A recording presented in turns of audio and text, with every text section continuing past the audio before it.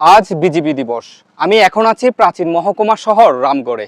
বর্তমানে এটি খাগড়াছড়ি পার্বত্য জেলার সীমান্তবর্তী একটি উপজেলা। এই রামগড়ে আজ থেকে ঠিক 230 বছর আগে গোড়াপত্তন হয়েছিল বাংলাদেশের সার্বভৌমত্ব রক্ষায় নিয়োজিত বর্ডার গার্ড বাংলাদেশ বিজিবির। রামগড় লোকাল ব্যাটালিয়ন থেকে আজকের বদলে যাওয়া বিজিবির গল্পই শোনাবো আপনাদের। সপ্তদশ শতকের শেষভাগে পার্বত্য চট্টগ্রামে শুরু হয় লুসাই বিদ্রোহ। এই অঞ্চলটি রক্ষায় 448 জন সৈন্য আর দুটি অনিয়মিত অশ্বারোহী দল নিয়ে 1795 সালে রামগড় লোকাল ব্যাটালিয়ন গঠন করে ইস্ট ইন্ডিয়া কোম্পানি। সময়ের পালা বদলে আমূল পরিবর্তন এসেছে বাহিনীর নাম ও পোশাকে। যুক্ত হয়েছে ভারী অস্ত্রশস্ত্র, জনবলও বৃদ্ধি পেয়েছে বহুগুণ। 1795 থেকে 1860 সাল পর্যন্ত 65 বছর রামগড় লোকাল ব্যাটালিয়ন নামে এ বাহিনীর কার্যক্রম পরিচালিত হয়। 1861 সালে নিয়মিত অনিয়মিত পুলিশ বাহিনীর সমন্বয়ে রামগড় লোকাল ব্যাটালিয়নকে পুনর্গঠিত করে নামকরণ করা হয় ফ্রন্টিয়ার গার্ডস হিসেবে, যার সৈন্য সংখ্যা উন্নীত করা হয় 1454 জনে। ফ্রন্টিয়ার গার্ডসের সদর দপ্তর ছিল বন্দরনগরী চট্টগ্রামে।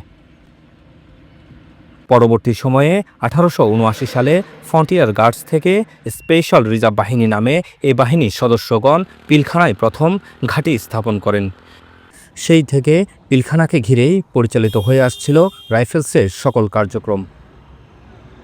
1891 সালে 4টি কোম্পানিতে বিভক্ত করে বেঙ্গল মিলিটারি পুলিশ ব্যাটালিয়ন নামে আবির্ভূত হয় এই বাহিনীটি।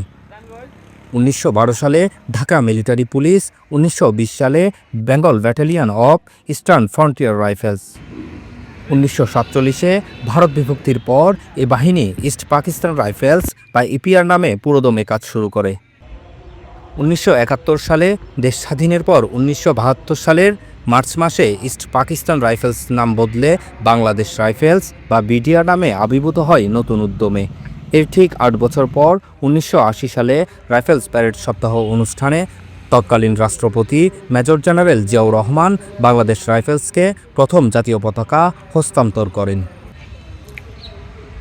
2009 সালের পিলখানা ট্র্যাজেডির পর 2010 সালের 8 ডিসেম্বর জাতীয় সংসদে পাশ হয় বর্ডার গার্ড বাংলাদেশ আইন 2010।